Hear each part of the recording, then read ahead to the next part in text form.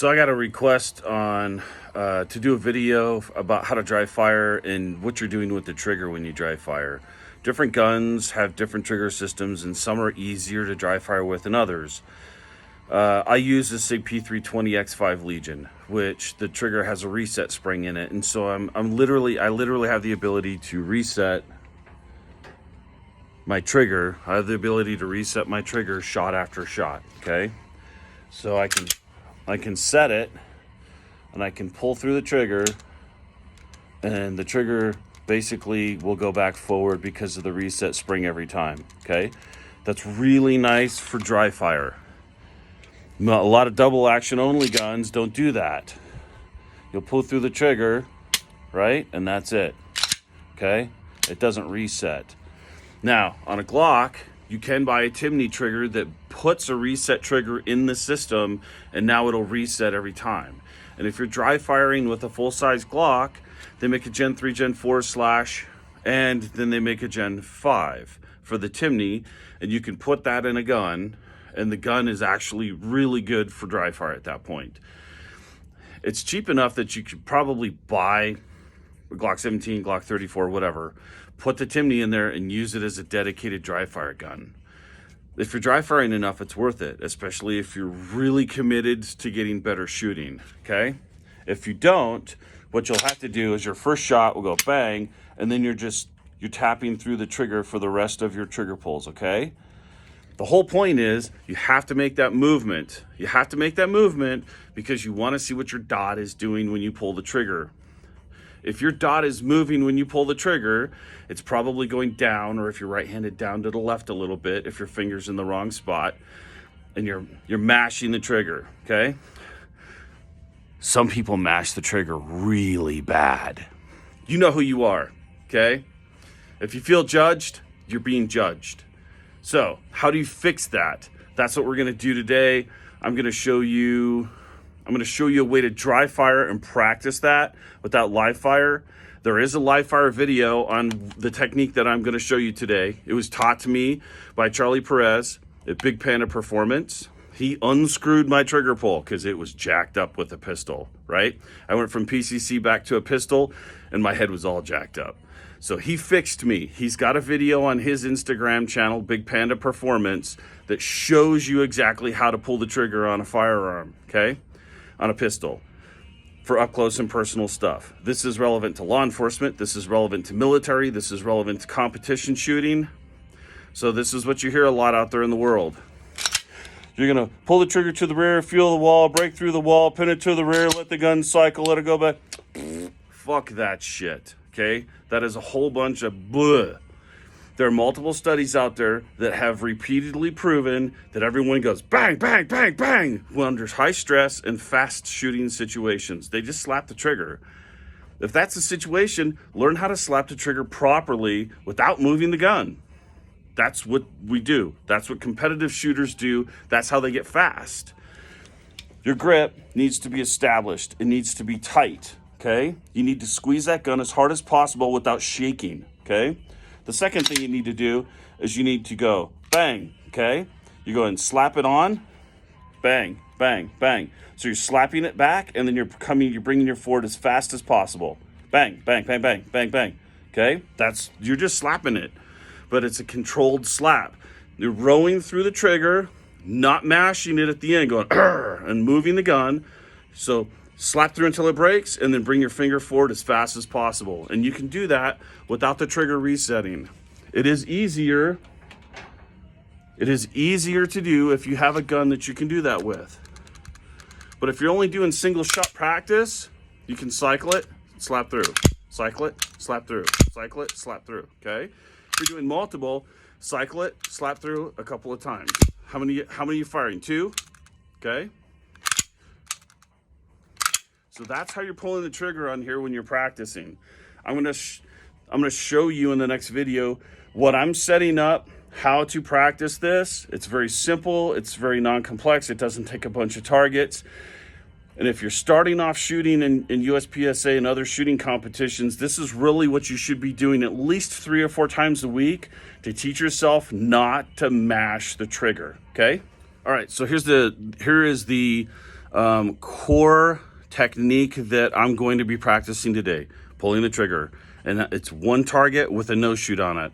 I want the no shoot there so that if I mash the trigger, I'm going into the no shoot and I can see that, which is bad, okay? But I want to identify that through calling my shots using my sights, either my front sight or my red dot, okay? So here it is. That's it. It's one target with a no shoot at the bottom of the A. And I'm at 10 yards. So I'm here and I'm simply like this. The buzzer goes off, beep, bang. That's it. That's all I'm doing. Beep, bang, okay? Beep, bang. So I'm gonna set up a part time of about 0.5 seconds. It takes the brain about 0.2 to 0.3 seconds to react totally to the buzzer. So I wanna be able to hear the buzzer, slap through, not move out of the A zone, and beat the part time of a half second, okay?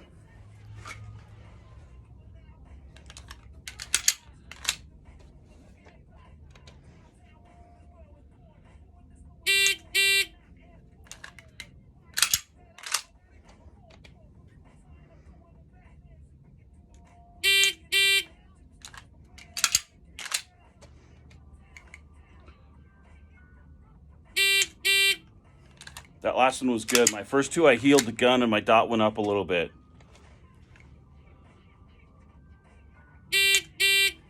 There you go.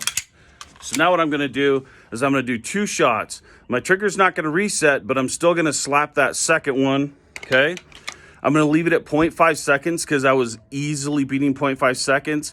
If you're not there, you need to add like 0.1 seconds to it to 0.6 seconds, kind of get a feel of how fast you can pull that trigger, okay? And then once you've got that time, drop it down a little bit and get that slap, okay? Make sure that you're going to slapping it as fast as possible, rowing on and off as fast as possible without moving the gun. If you're moving the gun, you got to squeeze that grip tighter to either mask the movement or get crisper and cleaner on not mashing your trigger. You got to do both, okay? So now I'm going to do 2, boom, boom.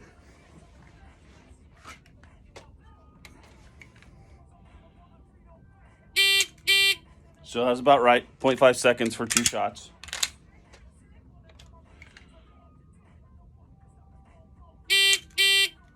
Close, it's real close, it's right there.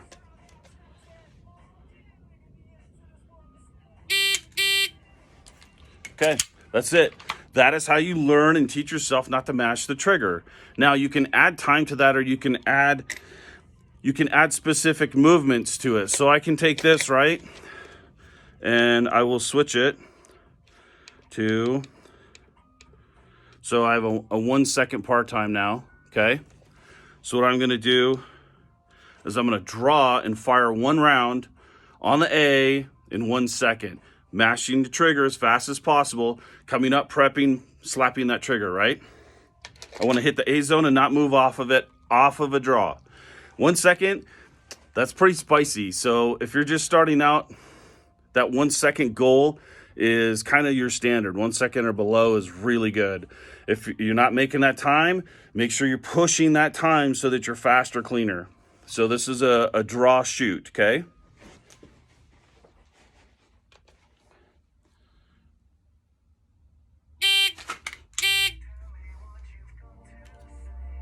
Oop. So I use dummy rounds too, so that my gun is the same weight as it would be in competition. When I drew that, I was like, ooh, the gun's super light. And it messed my head up a little bit.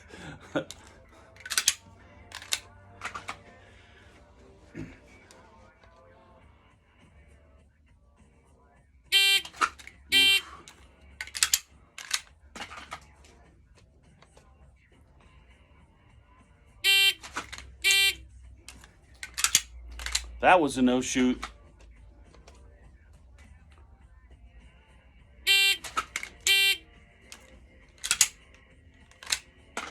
That was a headshot A.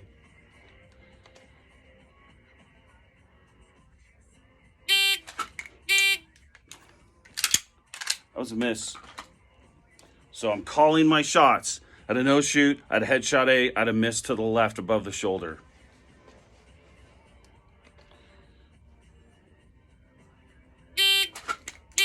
That was good A. So that was good A. So it's doable. It's just you gotta push that time, and that's what the par times are about. But it's really about the trigger pull. So I'm just adding a second element to it. If you can practice draws with a single shot like that and focus on the draw, or you can practice draws and incorporate a second element like your trigger press. But if you're just starting out, always do the trigger press. Do the trigger press exercise first, okay? Here's another exercise that you can do. It's basically dry firing a dot system. So if I have a target out there and I put dots across it, 5 dots, all I have to do, I can do a part-time for this, but I really don't need to. What I want to do is I just want to do it off of the timer. I want to draw the gun, I want to aim at the dot, then I want to slap through. Go to the next dot, slap through. Go to the next dot, slap through. Go to the next dot, slap through, okay? Am I pulling off of that dot when I pull the trigger? If I'm slapping through and it's moving off of the dot and I can physically call my sights not on there, I need to go back and I need to figure out why. Am I slapping the trigger too hard, or am I not gripping tight enough? It's probably one or both. Same thing. Dot, boom. Dot, boom, dot, boom, dot, boom. So my third one, I mashed a little and I saw it. My dot went doink, okay? That's how you stop mashing with dry fire. You don't have to fire a single live round to do it.